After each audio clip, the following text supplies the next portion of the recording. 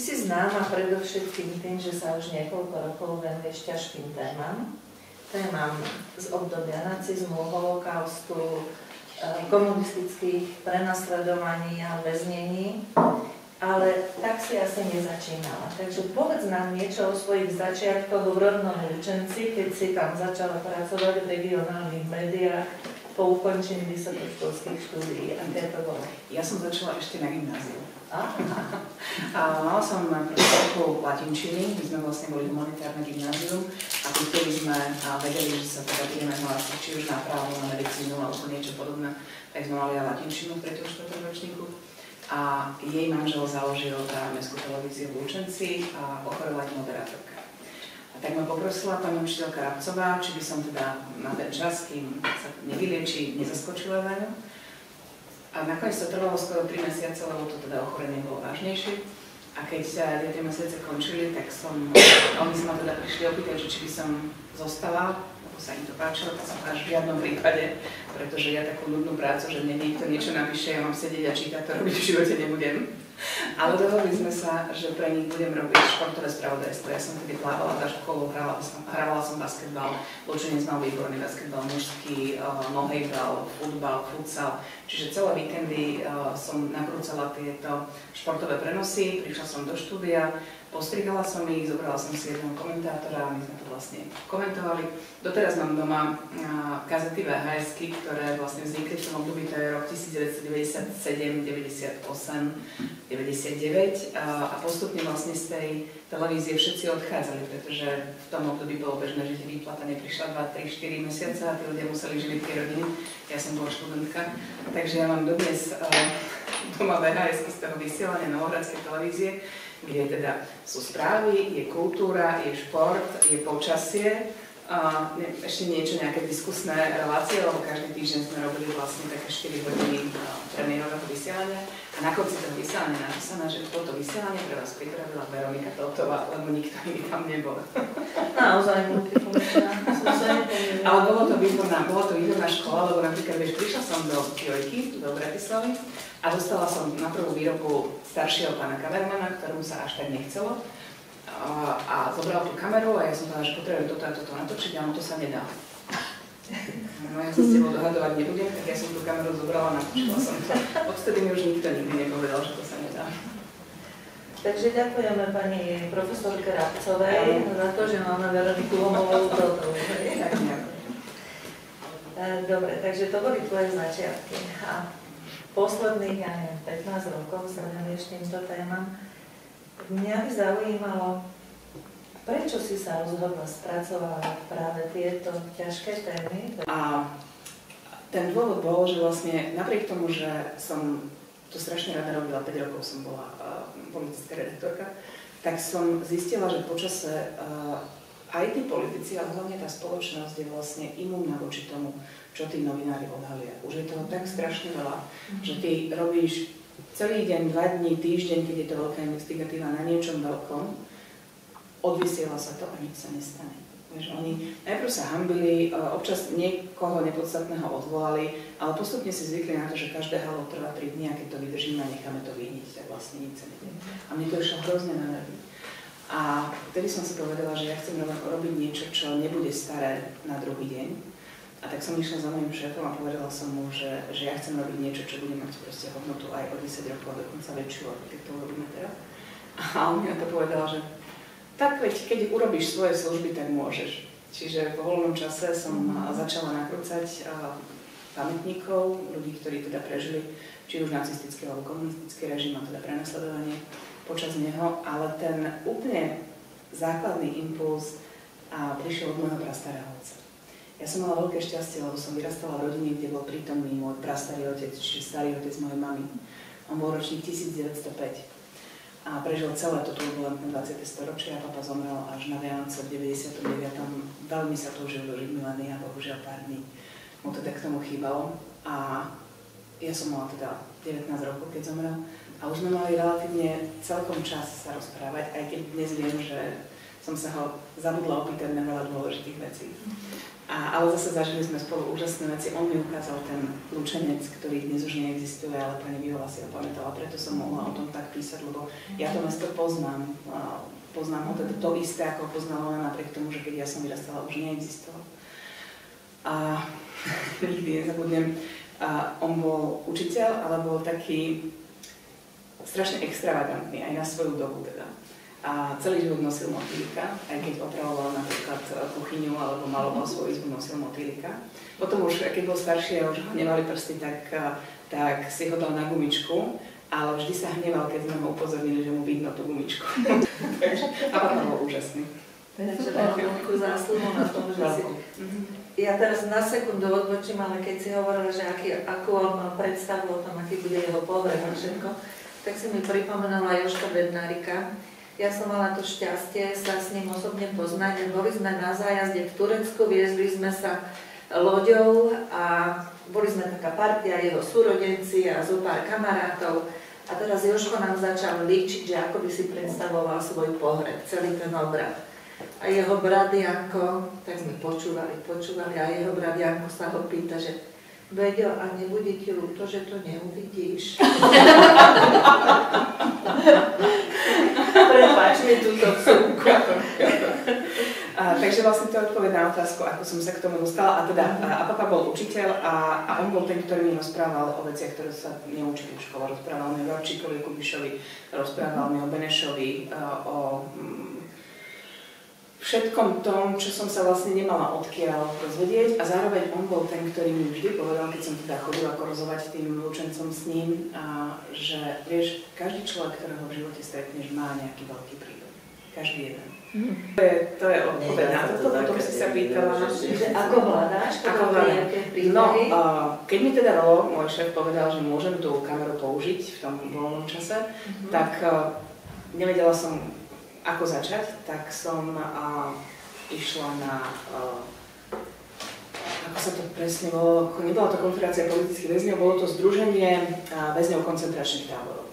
A tam som našla takú pani na sekretariáte, tá bola úplne hotová, že teda niekto z televízie prišiel a vysvetlila som jej, že ja sa chcem teda s niekým rozprávať.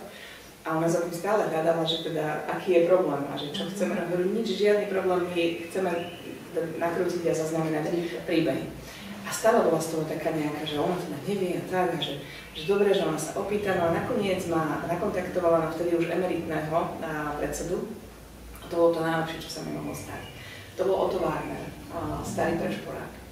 A Otto bol úžasný v tom, s akou ľahkosťou a naozaj s takým, nie že odpustením, to si tak nedá povedať, ale vysvetlím ti, prečo to hovorím. Otto chodil dlhé roky po školách a vysvetľoval to, čo sa vlastne dialo, ako to bolo. On bol teda zo židovskej rodiny, jeho otec mal veľmi prosperujúci obchod s pánskou konfekciou na Šindorskej, na dnešnej obchodnej. A Otto s ním vlastne vyrastal s tým, že on rastal okolo Preberie, chodili do Viedne pre tovar, pre látky, pre obleky, upravovali vlastne na mieru v tom obchode, ale Otto sa vôbec nepodobal na nikoho z rodiny. Oni boli naozaj taká, nazviem to, že typická židovská rodina. Otto mal 1,85 m, blond vlasy, zelené oči. Vôbec vyzeral, že proste kukučka ho tam doniesla.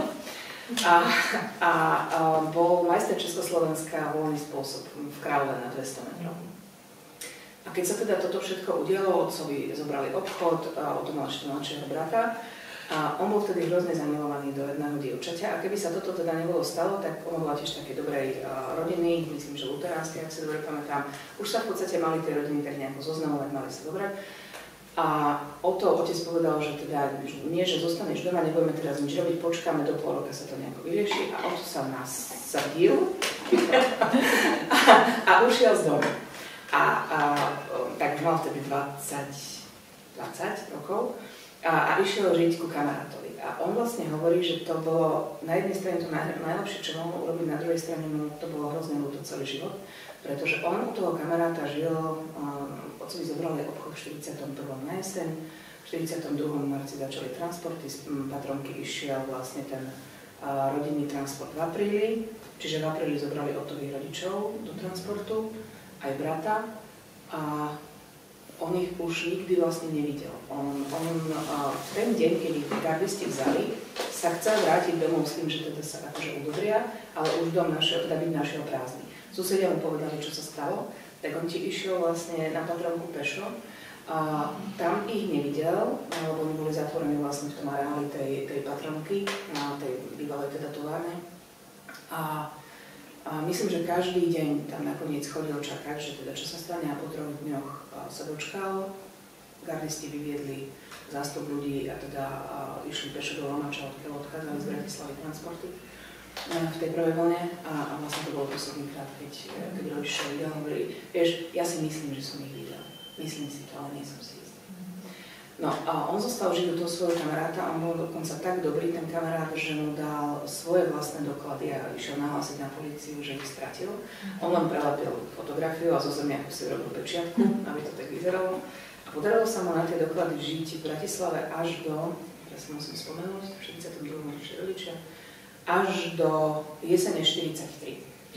A bolo by sa mu to podarilo aj ďalej tou fyzionómiou, ktorú teda mal, a tým, aký bol drzý a gardista, keď ho chcel legitimovať, tak ho dobre, že niekto nenakopal do zadku na ulici.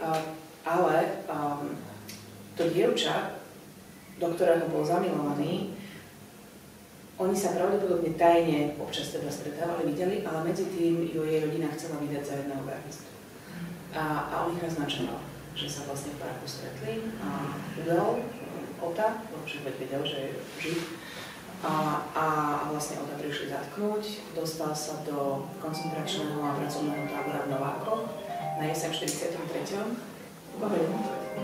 A zaradili ho do najťažšej pre neho dielne, miesto aby ho dali do Krajčírskej, kde teda sa mohol uplatniť, on to aj hovoril, že mali ho, tak ho dali do stolárskej dielne a tam povedal, že jediné, čo ma zachránilo, je, že im dobre zametal. Takže som zametal všetky tie piliny a všetky tie ten práve. No a tam bol vlastne až do vypuknutia Slovenského národného povstania, keď vypuklo SNP, tak... Čiže na Slovensku. Áno, na Slovensku, v Novákoch. A keď vypuklo SNP, tak vlastne všetky tie 3 tábory Seredvídne, Nováky sa ako keby otvorili, tí gardisti ušli, lebo sa báli pomsty a partizánov a tak.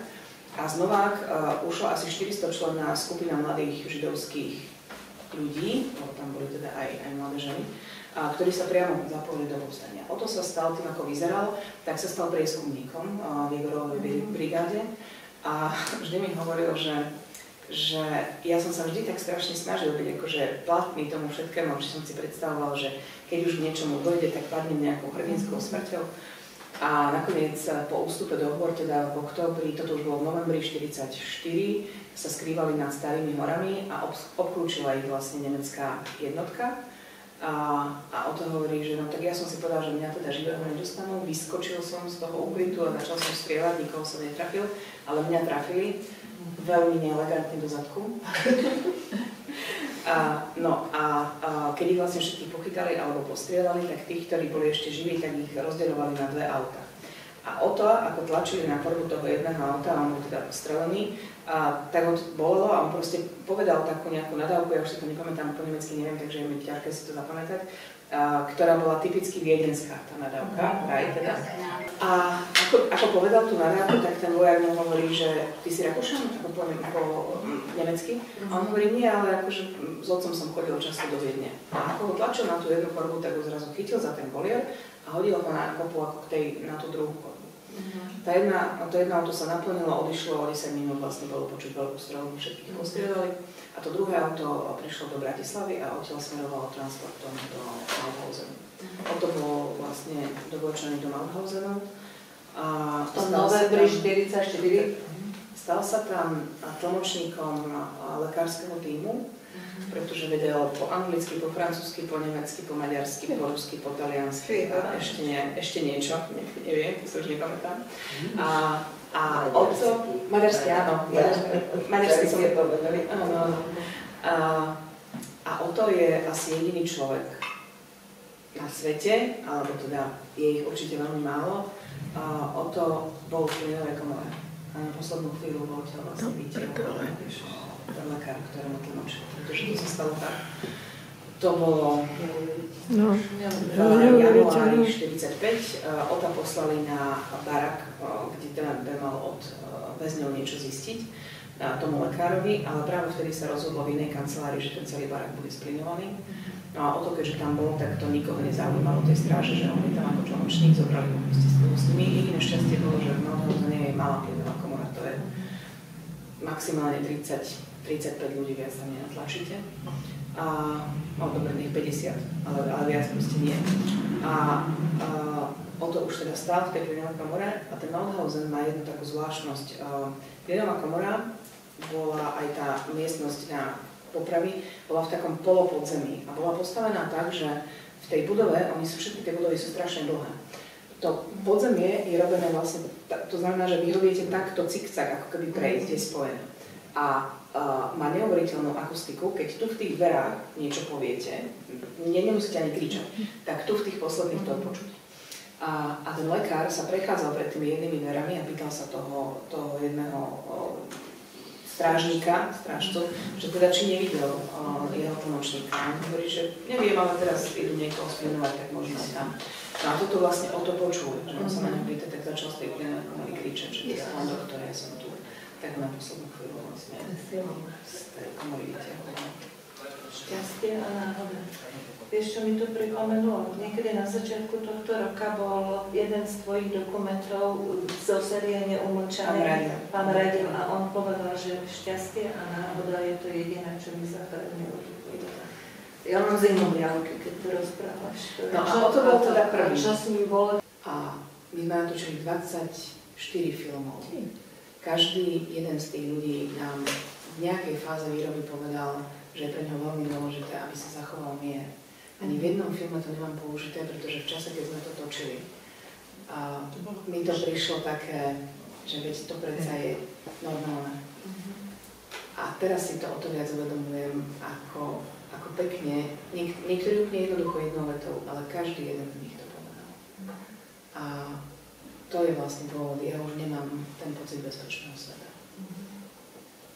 Preto sa ti nedá písať. Ale točíš. Točím. Hej. Točiť môžeš. Točiť môžem, lebo... V čom je ten rozdiel? Vieš čo, asi v tom, že tá kniha ti nič neodpustí. Film ti odpustí viac, lebo napríklad vo filme ticho urobíš jednoducho. V knihe, keď ho nenapíšeš, to ticho, tak to nie je. Si mi zase niečo vnúklo, ale to až neskôr poviem. Asi, lebo sa to momentálne nehodí, ako hovoríš o tom tichu. Je to zážitok z čítania jednej z tvojich kníh, kde to ticho bolo. No. Úplne hmatateľné. Ty si natočila tých dokumentov veľmi veľa. Natočila si aj celovečerné filmy a stále teda točíš, získala si niekoľko novinárskych cien a dokonca aj pamätnú medailu Československej obce legionárskej, zapamätala som si to. Takže je veľmi zmysluplné to, čo robíš. Keby si mala, nedá sa hovoriť o všetkých tých dokumentoch ani o všetkom, čo si urobila, ale ja by som sa predsa len pri niektorých pristavila. Keď máš niektorý, ktorý je pre teba taký, nedá sa povedať, že srdcovka asi v tomto prípade, ale ktorý ti je taký najvzácnejší, povedzme, o ktorom by si z nich hovorila? Musela by som povedať dva, lebo jeden sa naozaj nedá vybrať. Ten jeden sa týka mojej naozaj srdcovej témy, a to je Kto je Gabčík. A film sa volá Anna Malinová, Bezpečný kľud pre Gabčíka. Pretože ten príbeh je tak neuveriteľný, tak silný a to mladé žieňa, ona musela mať neuveriteľnú buď teda silu v tej láske ku Gabčíkovi, čo teda vôbec neznižuje jej odhodlanie, alebo naozaj neuveriteľné odhodlanie na to, že moje dieťa raz bude znova vyrastať v tom slobodnom svete. A ja osobne si myslím, že je to kombinácia oboch, lebo čítala som jej denník, alebo teda tú knihu života, keď mala 13 rokov a už vtedy na to, že to bolo 13-ročné dievča z veľmi chudobnej, nevzdelanej rodiny, ona bola vlastne prvá, ktorá vedela písať a čítať v tej rodine so svojou sestrou, tak dve strany z tých vzácnych pár strán, ktoré mohla využiť na svoje spomienky, vlastne venovala citátom o slobode a o Československej republike. A milovala Gabčíka naozaj veľmi. A myslím si, ja osobne si myslím, historici hovoria, že sa to nedá povedať, lebo na to samozrejme nemáme dôkaz, ale ja si myslím, že oni milovali ju už len kvôli tomu, že práve k nej sa išiel ukryť po atentáte, čiže vedel, že keď všetci ostatní ho odmietnú po takomto čine, tak ona ho neodmietne.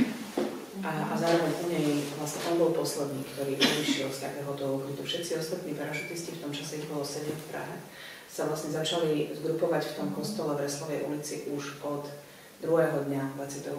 mája. A Gabčík odišiel ako posledný 1. júna a pravdepodobne preto, lebo chcel tú Anu chrániť. No iná ochrana nebola zastreliť ju a zastreliť seba, ale teda chcel to pre ňu urobiť, ak by teda ona chcela. Takže Gabčík a Anna Malinová. A ten ďalší film, ten sa volá Ruky na skle. A je to spomienka 5 tzv. Vintonových detí a na najväčších hrdinov ich záchrany, na ich rodičov. Lebo všetci riešia stranu Nikolasa Vintona, ale nikto nerieši tých rodičov. A ako povedala pani Zuzana, keď nás do toho vlaku nasadili, tak im to vytrhlo srdce. A my sme mali takú zvláštnu situáciu, lebo z tých 669 detí dnes už samozrejme žije, myslím, že 12, a my sme teda točili s 5. A zaujímavé bolo, že z hodou okolností sa to vyskladalo tak, že okrem Huga Maroma sa vlastne všetci ešte so svojimi rodičmi stretli. Čo je naozaj veľmi malý štatistický, teda štatistika. Väčšina tých detí, naozaj 90% tých detí sa už so svojimi rodičmi nikdy nestretla a boli zavraždení počas holokaustu. A bolo neuveriteľne silné nakrúcať s tými ľuďmi. Mali sme tam ľudí, ktorí mali v čase toho transportu, Hugo bol najstarší, ten mal 10,5, ten mal 11, pani Zuzana mala 10, a Lord Dubs mal 7, a Lady Milena mala 9 a jej sestra mala 3. A bolo veľmi zaujímavé vnímať, alebo teda počuť ich ako rozlične, už v podstate aj rozdiel 2 rokov a v tom detskom veku je veľmi veľký rozdiel. A ako to oni vnímali, o čom vlastne rozprávali, ako to dokázali uchopiť. Zároveň Eva Padok, tá, ktorá mala vlastne 3 roky, sestra Lady Mileny, keď ju mama teda dala do toho vlaku, ona sa v dospelom živote zaoberala vlastne detskou psychológiou. A vedela o tom spätne veľmi pekne hovoriť, že vlastne, čo si myslí, že ako 3-ročné dieťa v tom vlaku prežívala, že vlastne celou cestou mala pocit, že mamička si vybrala iné dieťa, mňa už nemá rada, tak ma poslala preč k iným rodičom. A to, čo to s nimi vlastne spravilo, bo viete, väčšinou sa to hovorí tak, že tých 669 detí, že to je proste šťastný príbeh. Nie. Ani jedno z tých detí už nebolo nikdy šťastné.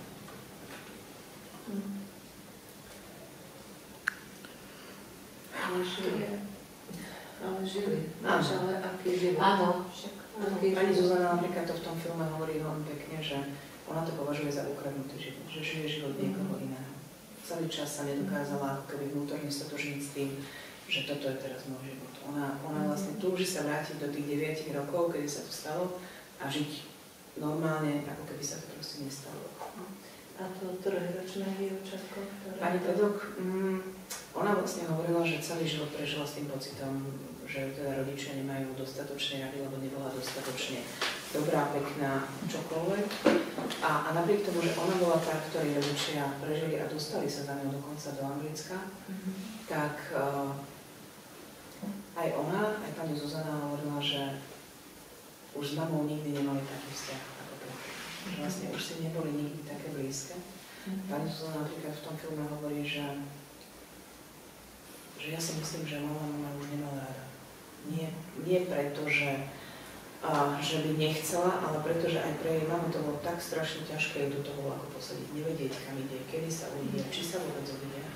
Že vlastne to puto sa už ako keby neobnovilo preto, aby tá psychika tej ženy sa vlastne bránila k tomu, že čo keby znova to dieťa vezme. Že už mala pocit, že druhýkrát by to už možno neprežil.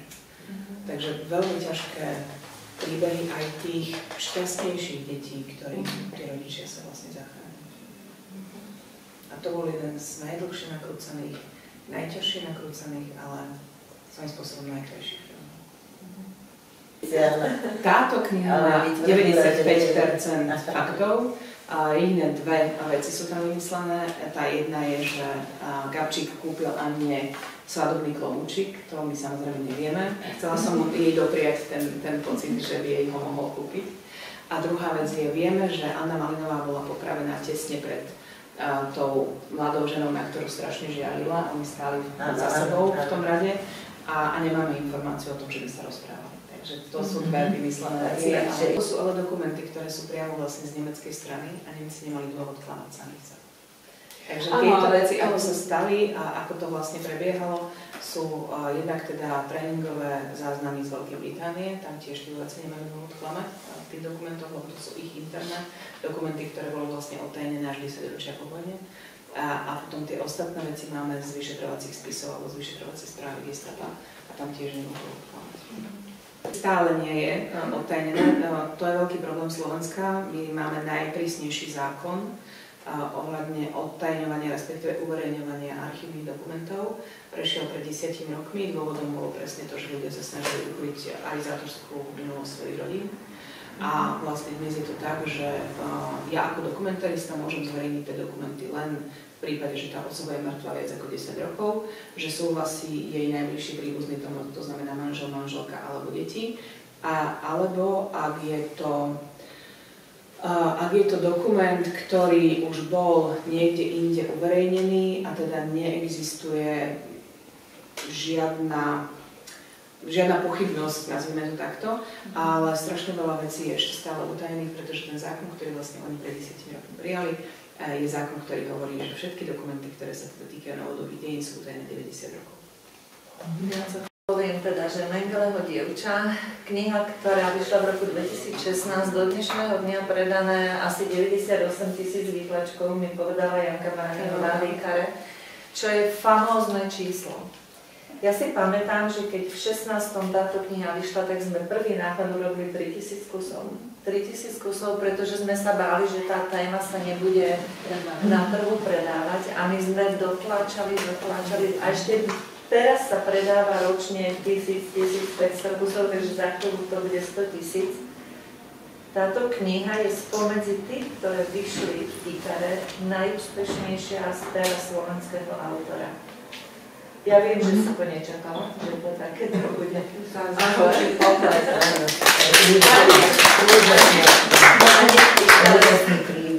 Môžem povedať k tomu, ja keď som si to prečítala, ja som vyštudovala okrem toho, čím sme sa my zaoberali, slovenčinu, tak som povedala, že toto by malo byť povinné čítanie. Určite. Ďakujem. Dúfam, že nikdy nebude, lebo to deti prestanú čítať, ale teraz to čítajú. Dokonca minulý týždeň som bola na besede v Žiline, kde na jednej škole je to už povinné čítanie, respektíve je to povinné pre tretiakov, predtým ako idú na exkurziu do osvienčinu, sa to vlastne prečítať. A viem, že od 2017. sa to objavilo na každom jednom krajskom kole, myslím, že v Žiline z hodnotosti tiež Hviezdoslavov povinné ako próza. A čo ma veľmi teší, a vždy sa tak pýtam, že keď tam niekto bol, že teda ktorú časť tie deti rozprávajú, a tento rok mi hovorilo dievčatko, že niekto iný si teda vybral tú časť o tých dvojčkách. A to musí byť strašne ťažké. To vlastne predniesť tak, aby to nebolo patetické, zároveň aby to malo vlastne stále tú hĺbku toho príbehu a hlavne keď to hovorí dieťa, ktoré ešte nemá vlastné deti. Veľmi by som túžila potom si to vlastne vypočuť, ako to prednáša. Ja sa tiež veľa mladých ľudí si práve po tejto ťažkej téme, po tých ťažkých témach siaha. No, ja chodím na školy vlastne od januára 2017, odkedy si prví mladí ľudia na Vianoce prečítali tú knihu a naozaj musím povedať, že na 90% tých besied ma volajú práve tí mladí čitatelia, ktorí to čítali a chceli by, aby sme sa o tom porozprávali, alebo aby som o tom porozprávala tým, ktorí to ešte nečítali. Naozaj asi 10% besied je takých, že sa mi ozve učiteľ alebo riaditeľ. ale väčšinou mi na Instagram píšu vlastne študenti, takže to je úžasné. Stretávaš sa na tých besedách niekedy aj s negatívnym postojom, alebo takým Takto, mne nikdy nikto do tváre nepovedal, že si myslí, že holokaust nebol. Ale takhle v každej triedy, kde prídem, tak vidím v tých zadných laviciach tých chlapcov. No tak mi to má porozprávať, to byť, no. Ale zase, stala sa mi raz jedna vec. Bola som na besede v Šurahoch, kde boli 3 školy naraz vo veľkej sále. A z okolností, ako som stála na tom pódiu, tak takto predo mnou sedel chalan, ktorý už keď prišiel, tak som videla, že to je taký ten, vieš, taká tá vúči osobnosť, hej. A všetci proste chceli sedieť pri ňom a dievčatá sa chichotali, tak taký namúchaný chlapec. A on si tak sadol a takto tam mňa celý čas pozeral. A ja som rozprávala, ja nehovorím len o tej knihe, ja hovorím napríklad porovnanie v tej Európe, že teda či to robili všetci, ako sa to robilo, kde sa to nerobilo, všetky tieto veci, či sa vláda môže oháňať tým, že zachraňovala, že o tom nevedela. Ja najprv poviem všetko toto a potom keď chcú, tak sa rozprávame o knihe. A takto som mu to všetko rozprávala a on vždy, keď som povedala niečo také, alebo ukázala som, že sa nemôžu na to vyhovárať, že to nerobili všetci, že sa dalo inak, tak on stále akože tak točil hlavou a ja si hovorím, no toto bude. 2 hodiny som tam teda mala tú besedu a potom som dala priestor na otázky a pýtali sa dievčatá, tak a ja mám asi 20 otázok a potom zrazu sa prihlásil ten chlapec. A ja už som si hovorila, že napísala si, ako budeš reagovať, keď ti niekto povie, že to nie je pravda. Napísala si, drž sa toho. Tak hovorím, nech sa páči. A on sa tak postavil a všetci zostali ticho, tak mi pozerali a on sa nás pýtal. Koľkokrát ste pri písaní Mengeleho dievčate plakala, lebo ja som pri čítaní plakala 3-krát. A koľkokrát ste pri písaní Mengeleho dievčate plakali, pretože ja som pri čítaní plakal 3-krát. 16-ročný chalan, ktorý nebol len vo svojej triede, boli tam 2 ďalšie školy, ktorý celý čas točil hlavou, že sa vlastne zdalo, že tomu nerozumie, alebo že teda nechce to prijať. A keď to všetko skončilo, tak som za ním išla, darovala som mu druhú knihu a pýtam sa mu, prečo si celý čas točil hlavou. A on hovorí, no ja nemôžem uveriť, že mi k tomu mohol niečo také.